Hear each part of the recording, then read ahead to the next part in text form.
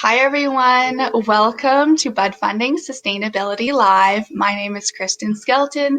I'm the founder of Budfunding, a social enterprise. I go live every week, every Wednesday in Instagram, YouTube, and Facebook, sharing different tips, tricks, hacks, basically anything I think is neat about sustainability. And sometimes I have guests.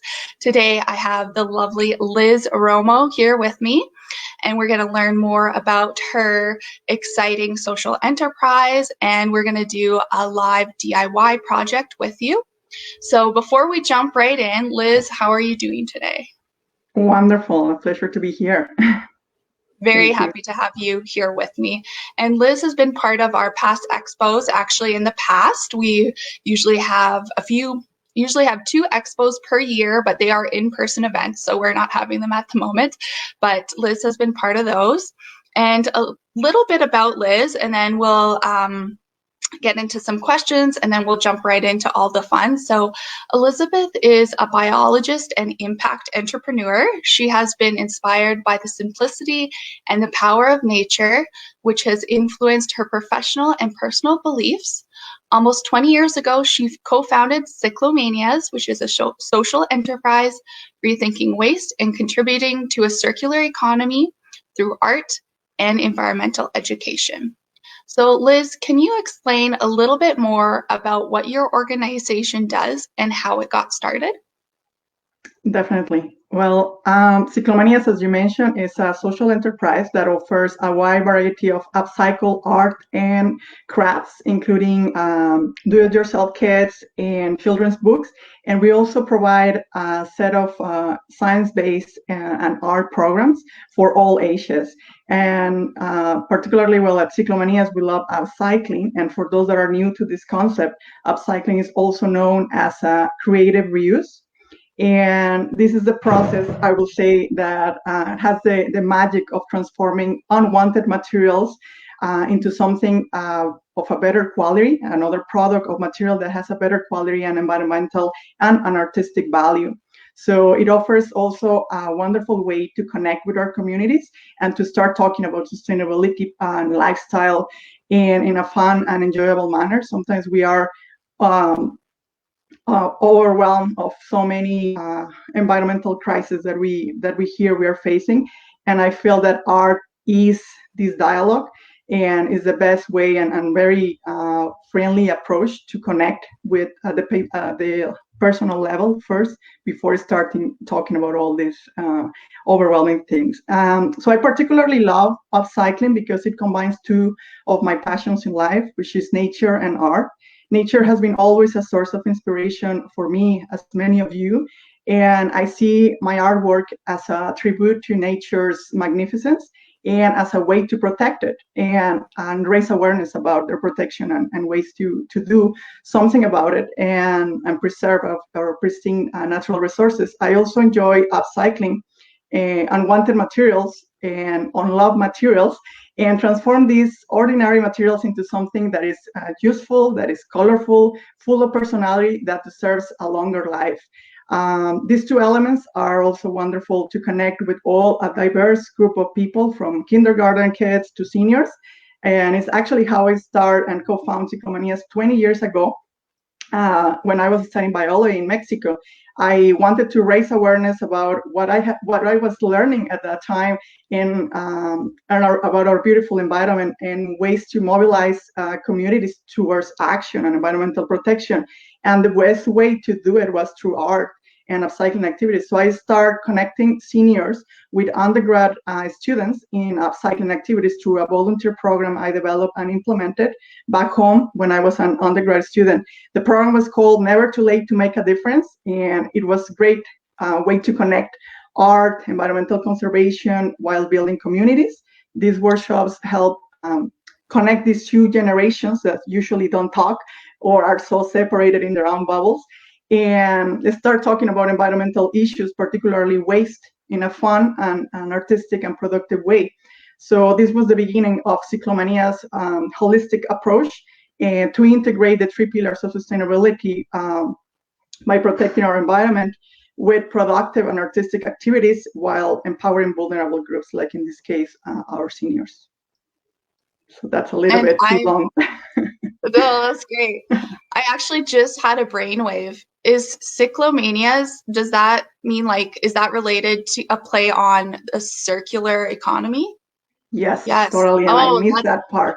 Love that okay. question, Christine. Thank you. I missed that part. Yes. So the origin of the word so it comes from upcycling, looking at how we can contribute to circular economies in a way that we keep circulating those materials instead of just dumping into the landfill or even recycling, because as we all know, recycling is actually not the solution for our waste problems. So that's definitely the origin of the word as so it comes from a Spanish word, so ciclomanias, from recycling, and manias is hand. So everything is handmade.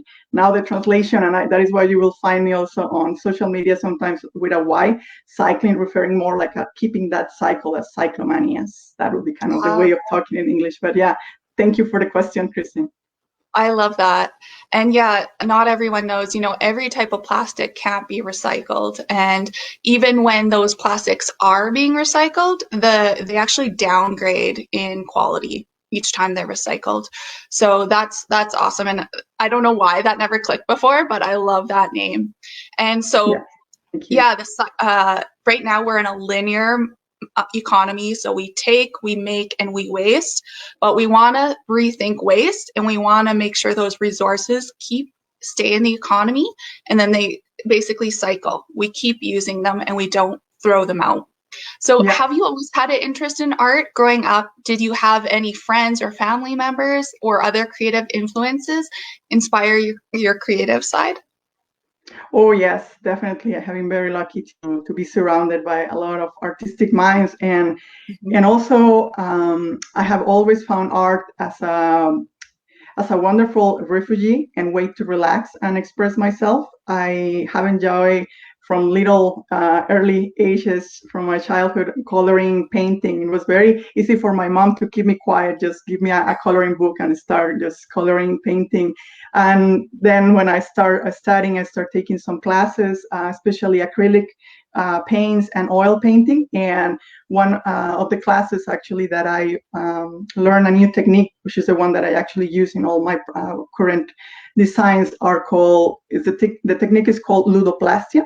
So this technique was created by an artist and architect from Mexico, Jose Luis Vargas Luevano, and so Ludoplastia comes from a Latin word that means from ludos, play, and plaste, shapes. So it's playing with the shapes in their literal meaning. So my artwork is based in this principle of playing with geometric shapes. So any of the products that you will find on my website, on social media, is actually founded on this principle of playing with the geometric shapes and providing that 3D dimension using recycled materials. Particularly, my favorite is corrugated cardboard and plastic bottles. So today we're going to be playing with that and give that 3D and playing also with different designs and colors that are most of the products that I use, or most of the designs and colors that I use in my artwork reflects elements of nature, particularly plants, animals, landscapes, and I even call the painting technique is more like a sunset colored painting touching, because it doesn't define a specific color, but all together it's like a merge of all these colors that reflects the different seasons and also settings. Besides my professor, Jose Luis Vargas, I have been also lucky enough to be surrounded by creative influencers during my childhood, like from the beginning, my dad, who was wonderful at drawing. My brother and I used to have this little painting contest in where my dad was the judge, and it was also very fun and was a great way to start developing your artistic, I guess, style, if you want to call it. And also my auntie was a kindergarten teacher, and she was always encouraging kids to bring things from their house to create something, and so empowering them to bring in also and being part of the creation of art at their classroom. and starts expressing themselves with that. And my mom has been always an inspiration for me. She continued actually working with Ciclomanias in Mexico. She continued painting and doing her crafts and art projects as well. So I have been lucky to be surrounded always with creatives mind. And here as well, I have an extensive connection of friends that are very talented, and they love crafting and doing a lot of artistic things. I have a friend here in Calgary as well that she loves exploring with other material like aluminum caps.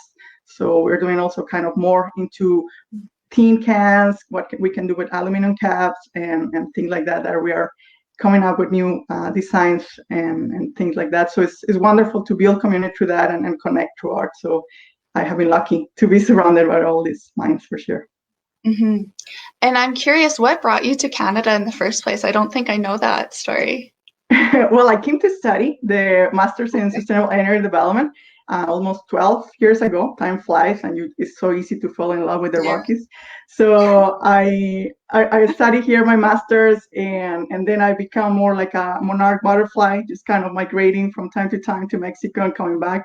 And then I decided to settle here. So I have been living here for almost 12 years in Calgary, pretty much. And so it has been a wonderful experience and a great connection, actually, I think, with the people, with the landscape, with the beauty of ish culture. Yeah, absolutely. And so you mentioned working with kids, and I'm curious what you've learned from kids who have participated in your programs over the years. Well, yes, there is always lots of learning and fun, for sure. Fun is kind of the main thing that I always remember. It's so pleasant to working with kids at the classroom. And I love the fact particularly that they are not afraid of failure in terms of, oh, what if I don't do exactly what the instructor is saying? So they take risk, and I love that. They enjoy playing. They play all the time. It's the language of kids, and that's something that we as adults, we forget about it, and it's so important to keep playing. And even I think for parents, it's easier to connect with that because you need to keep playing with the kids. I have 2 cats, and I keep playing with them. It's just somehow to connect also with that playful nature that we as humans have as well, and enjoy whatever we are doing.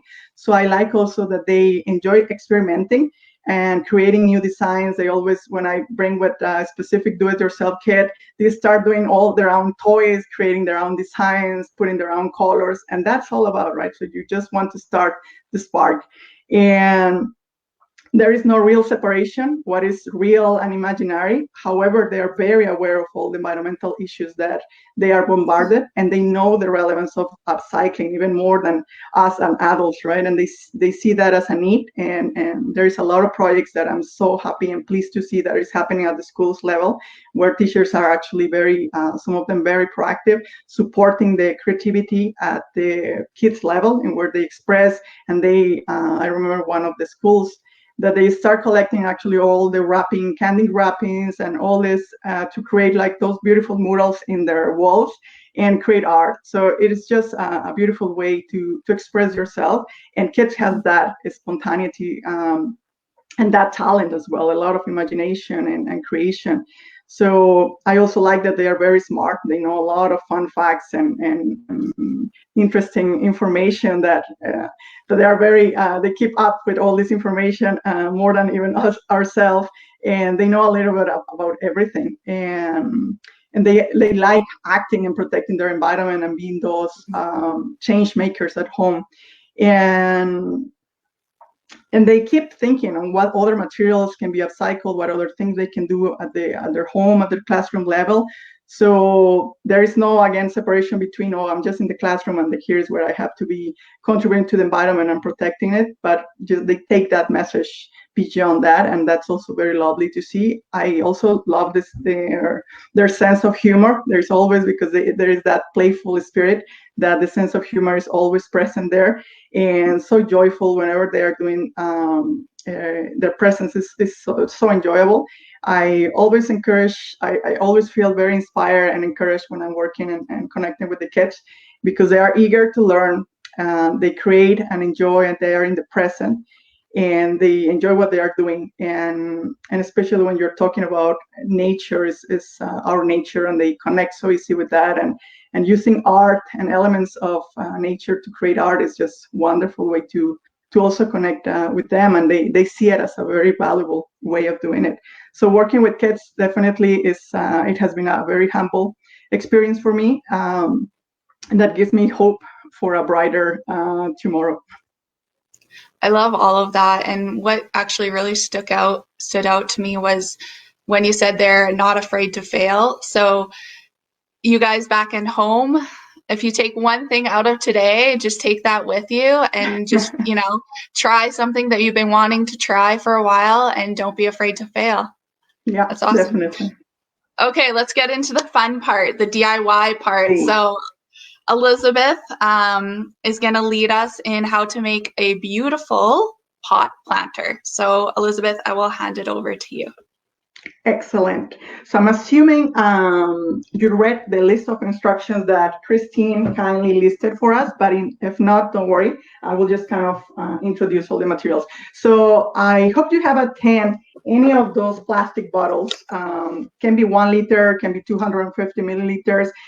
Usually the big ones are good for flower pots. It needs more soil, so it's perfect for a flower or any plant that you want to use. The small ones are good for pencil holders, so any of those sizes are welcome. The designs are also, it doesn't matter what kind of bottle it has.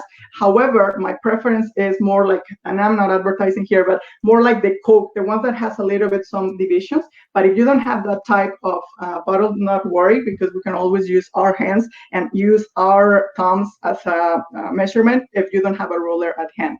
The second material is to have a marker at hand, just a marker, because we're going to be drawing these lines, construction lines that we are going to be marking in our bottle, because as I mentioned, the technique that we use is all about symmetry. So we want to keep that as well. So the markers are important. Of course, one of our main materials, always the scissors. Scissors at hand, not a fancy scissors, plastic bottles. Yeah, plastic bottles are always very easy to cut, relatively easy, because it's a very flexible material. Then we need also an exacto and a knife. And when I go to the schools, I actually help them doing this, because they cannot. So if there are kids here, so we need an adult supervision for sure and help. But if you're an adult, still I warn you to be careful when you are using it, and try to use always a cutting board. So it's so important to have it also. You don't want to be destroying and cutting your desk and everything, your working space. If this is totally an optional material, if you have at hand wood burner, is great, especially if you want to have perfect, Christine, you have it already.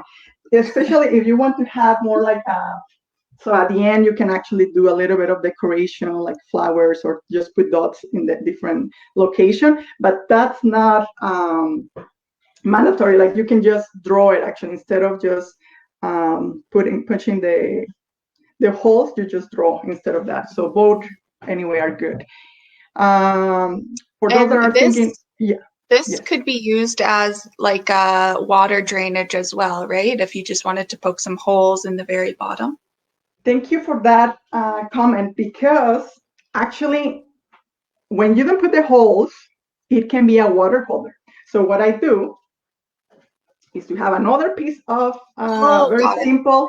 So you have it here, and that way you don't have a mess of water. So if you're using it for a flower pot, I will recommend that you have two. Very simple. This is just cut the top, and then it's where you put the plant. And then this can have a hole, just one or two, with your wood burner. So put it here, and this just retain all the water, so you don't have surprises later on. So I think that's the best way to do it, and also looks very cool like that. But great for that question, Christine. So then we need also acrylic paint. So what kind of acrylic paints? I usually use, these are very easy to get also in any, it's called Artist Loft. And I also have my YouTube channel. There is a list of all the brands that I use, if you want as well. If you already have acrylic paints at home, please feel free to use those. You don't need to buy new ones. So any acrylic paint works perfectly. I also use a And bunch of, yes, sorry. I'll link in the comments, guys. In the comments, I will link her YouTube channel so you can find that later. Yes, thank you so much. Subscribe and follow us. We regularly actually keep posting a lot of new ideas and do-it-yourself kits and painting techniques. So it's great if you can subscribe as well and follow us. So thank you so much for sharing that, Christine. So in terms of brushes, so we need also brushes. I recommend to have those that are called like a jumbo brushes, are nice, have like a nice finishing, and actually when we're merging colors it's very handy to have. We also have a small brush. It's also good for the last finishings that you do decorating. Also, brushes that are with a flat, a little bit more like a flat brush is good to have, also for merging the colors. So any of those will be great to have. And again, in the YouTube channel, I indicate the types and the colors that I have, sizes. And something that I didn't, and I forgot to include in the list of materials that I sent to Christine is just a piece of cardboard. And I know that it will work as your palette. And I know that palettes are usually made of plastic. But besides that, we want to avoid the plastic, is that using a cardboard palette, it will help you to absorb the excess of water that acrylic paints have. So that will help you with the drying time when you're painting, and especially when we want to merge colors. So it's easier for us to start merging other colors instead of just kind of have a bunch of water, a very watery painting first layer in your bottle. So that's the materials that you will need to have at hand. If you don't have it, don't worry. I'm sure you're going to have some spring break Easters that you can have dedicate some time to this and go over in detail on the materials. So there are 5 main steps you need to follow to cut the bottle and transform it into a flower pot or a pencil holder. So with an adult supervision, the first thing to do is actually to cut the top of your bottle. So maybe you're not able to see this because it's a transparent material, but exactly, Christine can show that because it has a beautiful green bottle. Perfect. So you just make sure you cut the top. And you cut it with your cutting board and with an exacto. So make sure that the first, and I don't know if you want to share your experience as well, Christine, but because I have been doing this for years, that for me, like just like a cutting butter, but it has a technique. Like first you kind of put the exacto and then hold very firm the bottle so it doesn't keep moving, and it's not risky to cut anything else or your desk or your fingers. So make sure you put that and then you cut. And it doesn't have to go all around. What I do is just as long as you just penetrate that exacto and open the bottle, then you can just cut it around. So I don't know what was your experience and your way of doing it, Christine. So I did exactos. So the first half I pushed it in and it was pretty easy to do. And then the last half, just to get it even all the way around, I did use the scissors. So I just did half with the exacto and then cleaned it up with the scissors, and it was pretty easy to do. Perfect. And I forgot to mention, because I don't buy these bottles and I don't consume any of these bottles. So my neighbors donated and I collect them. So make sure you wash them very well, especially now during COVID time. So we need to be extremely clean. So make sure you clean, and also because it's very sticky, usually all this liquids of the Coke and everything, right?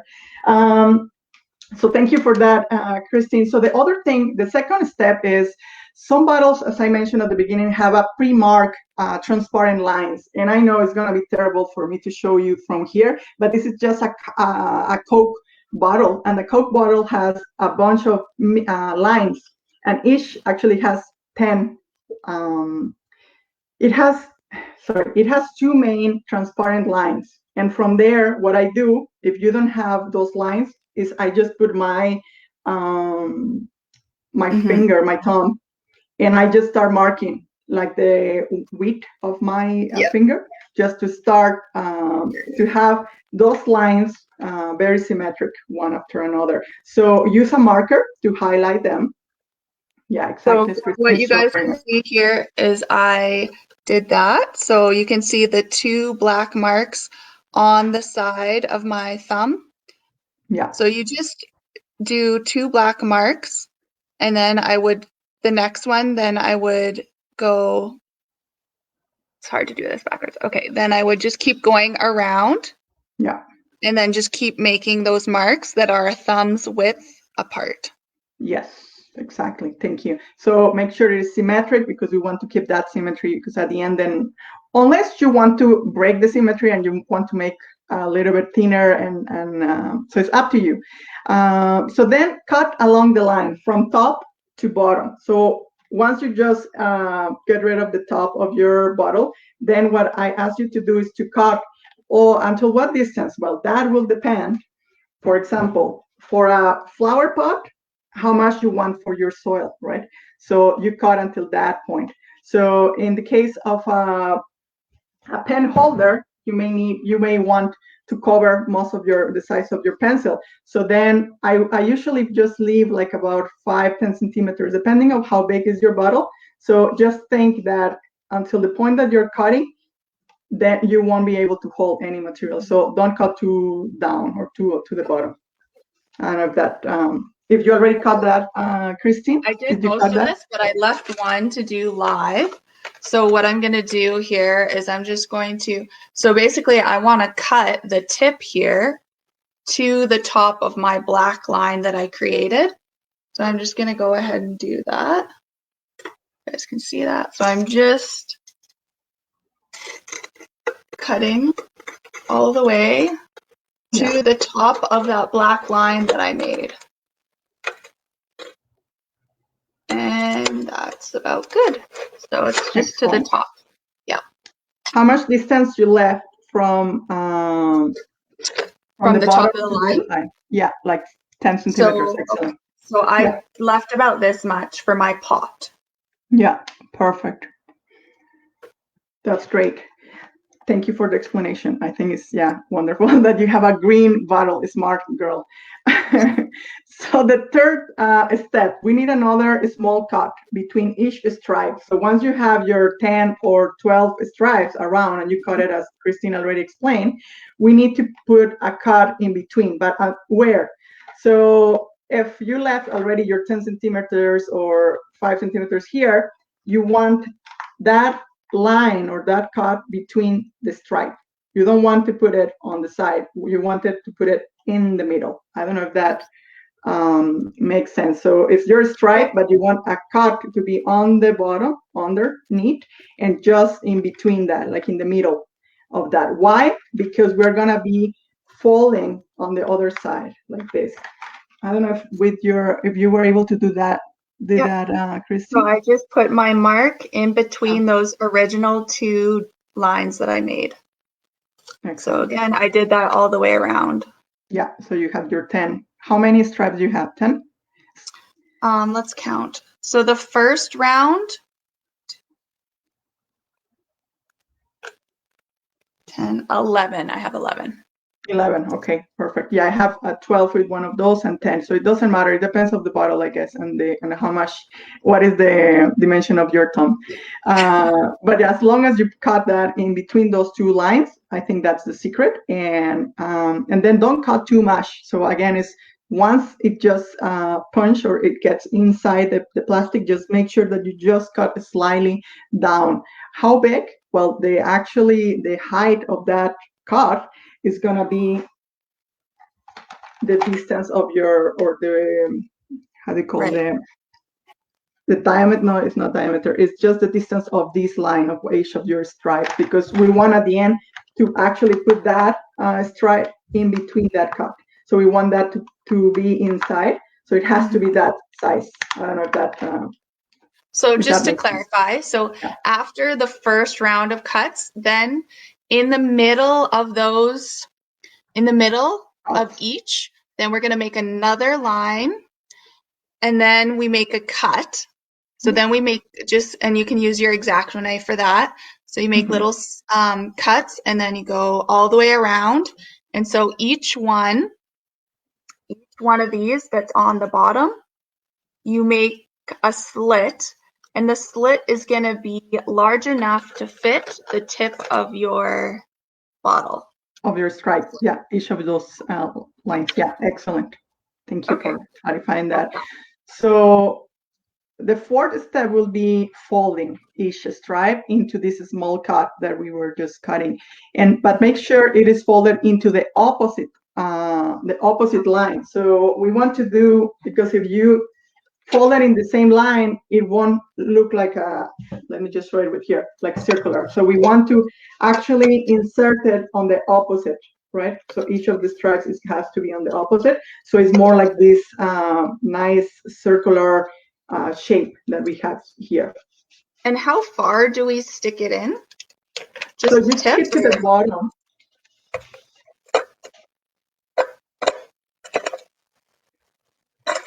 Let's see. Okay, so just so the bottom is kind of going in there? Yeah, so you have in the opposite. So for example, here I have it in this side, but I'm gonna put it on the left side. So I make sure I put it there. Something that you can do as well, and I explain it also in the YouTube video with a close-up, is you can cut a little bit here, your stripe, so it actually, half of that stripe is inside and the other side is outside, so it locks. So it doesn't keep just coming out. You know what I'm saying? Oh, I see. So you can do a small cut because we don't want to destroy it. Let me just do it here. So we cut it like this.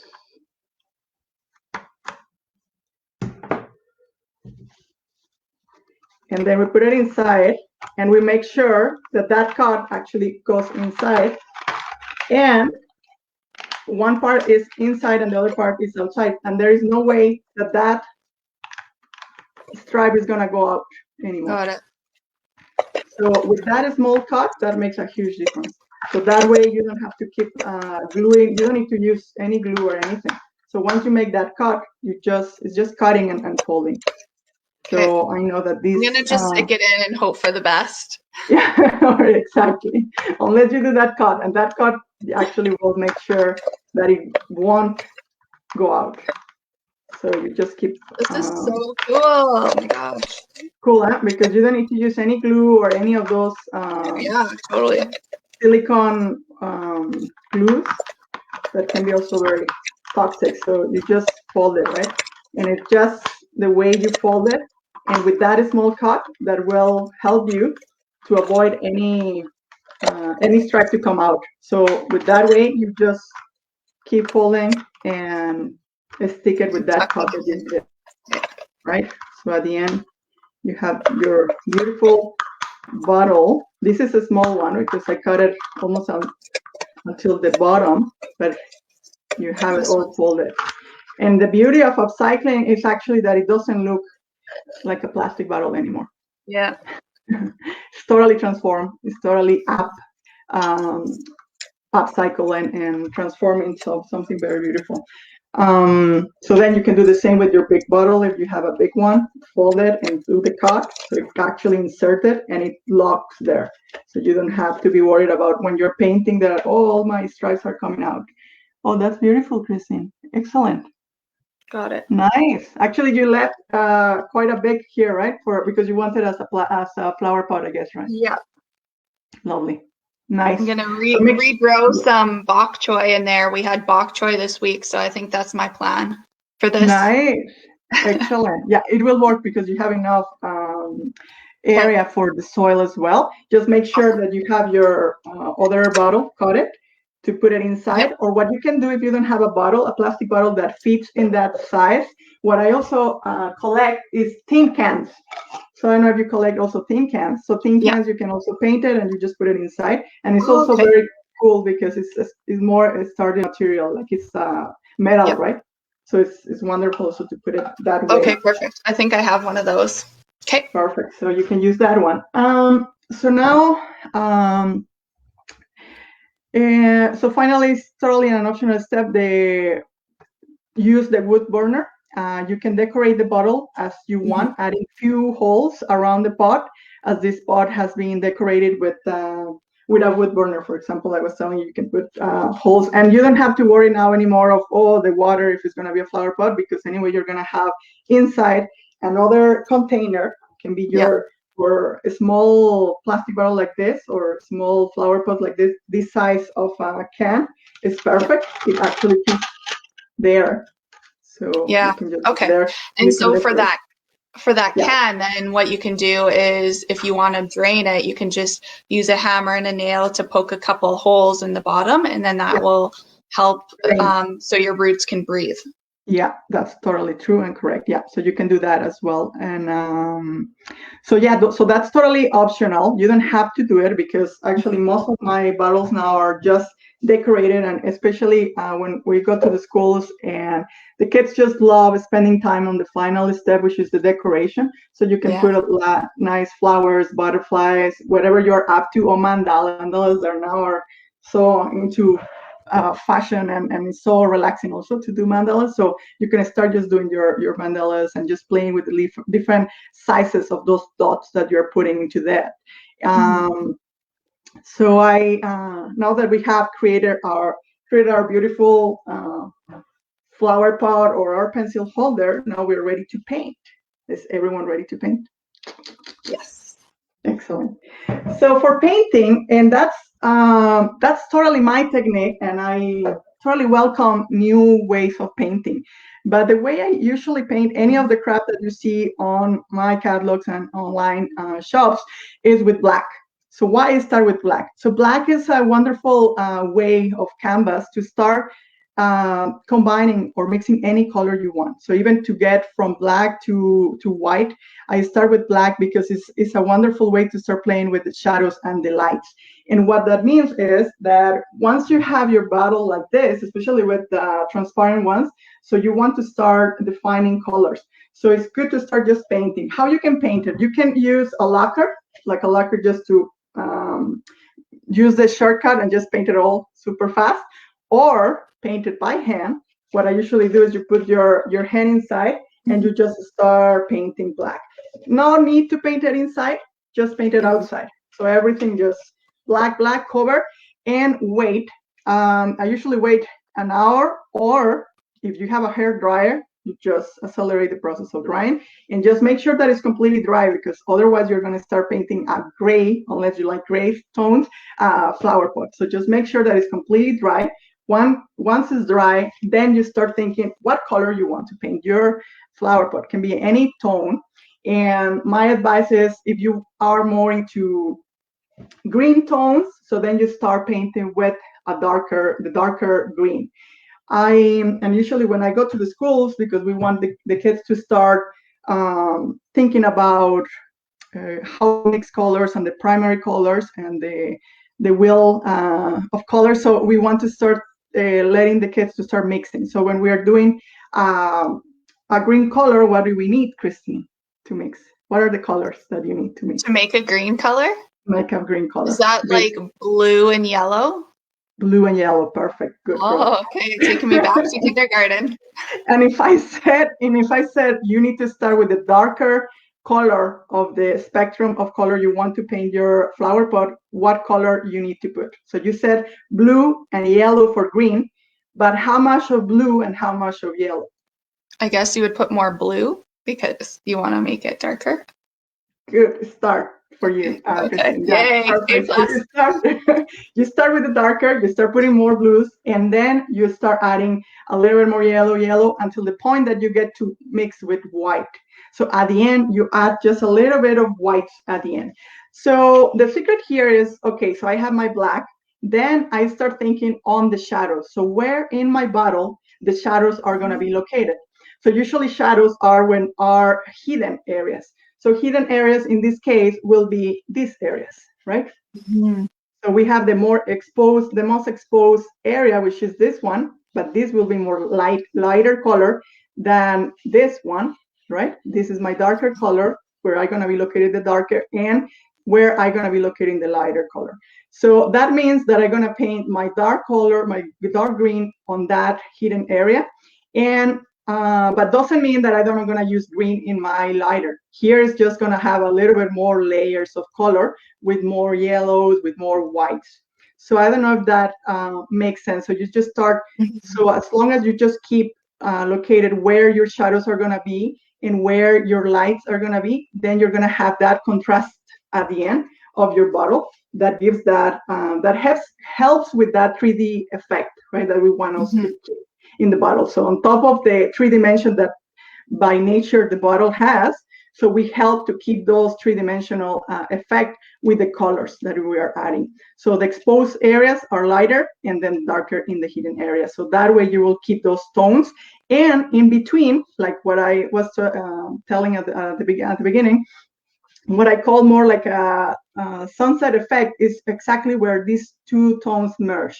So you don't define any color, but the merge of these two. So whatever the lighter color is and the darker gets, so you just mix in these two. So at the end, you have actually no definition of a clear where the white started, where the darker green ends, but a merge of both. So that is why it's more like so this.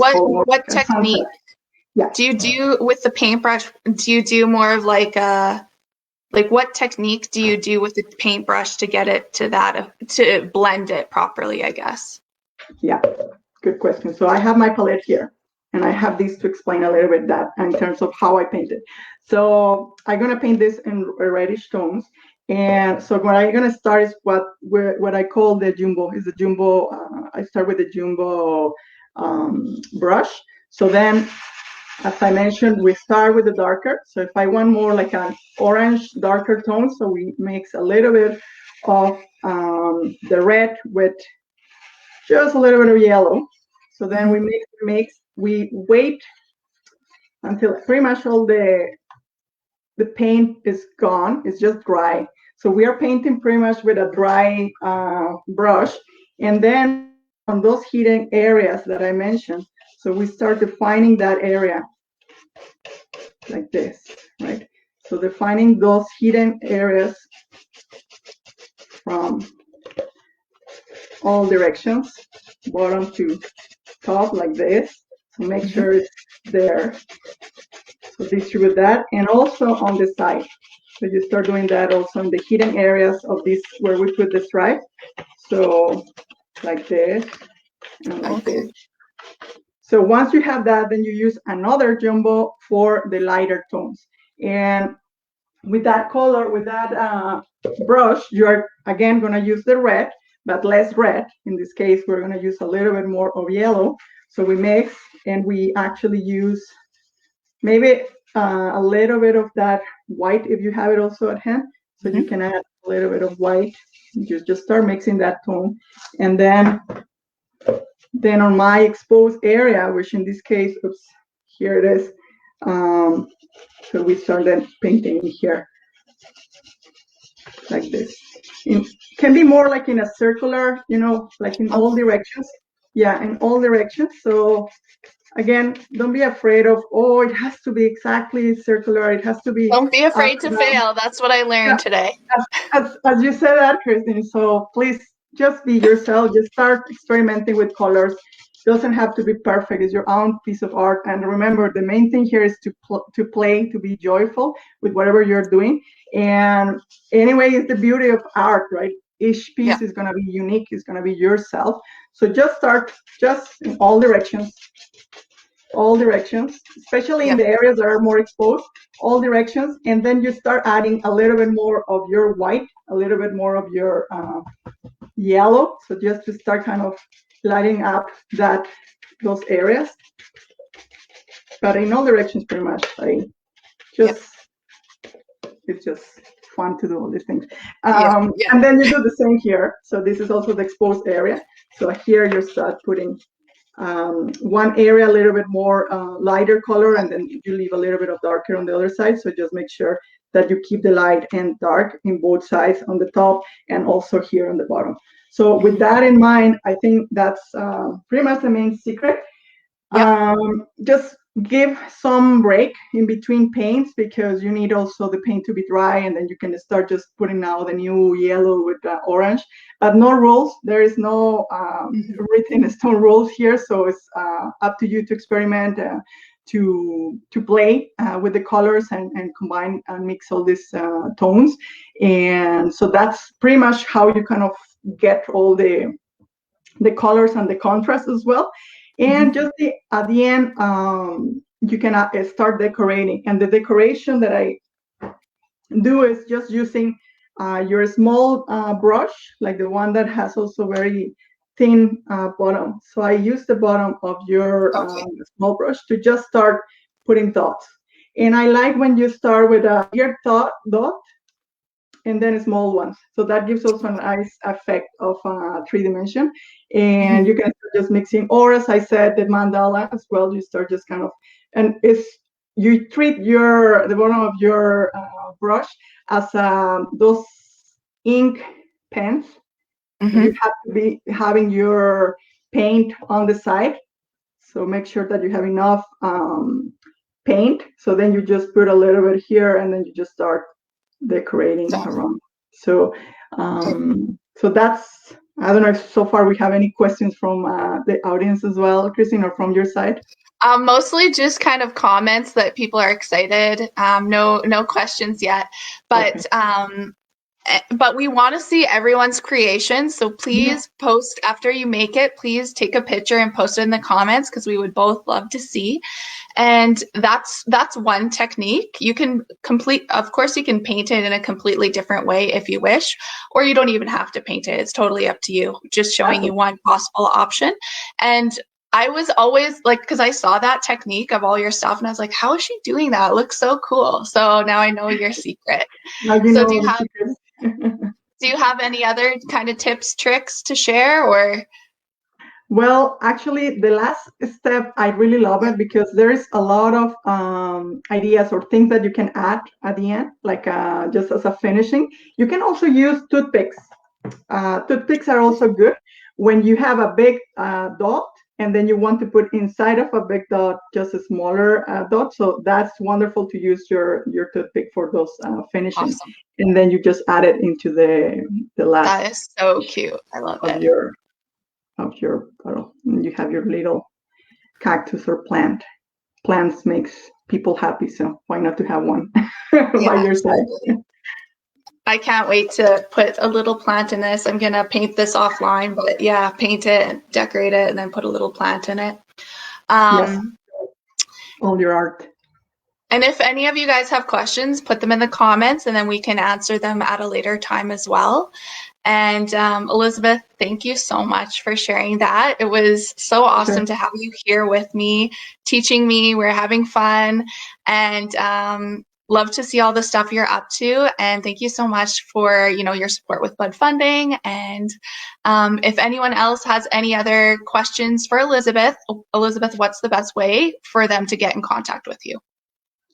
Well, first of all, thank you so much for the invitation. It was fun. Remember, always keep the playful presence in your life, and art as part of that. So we're very active in social media. So you can find us at ciclomanias.com. And I don't know if Christine doesn't mind to just put the name. I know it's a tricky name. We are also very active on Facebook. We use also hashtag Ciclomanias. And in Instagram, we use with the white Ciclomanias from our English-speaking audience. And we have also an Etsy shop where we also have different products, but especially do-it-yourself kits that are very popular at the schools, and especially with family activities at home.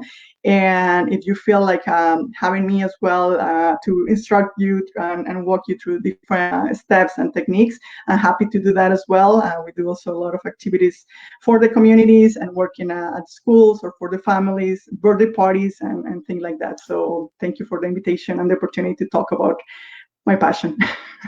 Yeah, thank you so much. And everyone out there, I hope you enjoy this project. Again, please post your creations in the comments. We would love to see. And I will see everyone here live next Wednesday. Thank you so much, and have a great week. Thank you so much. Take care. Bye.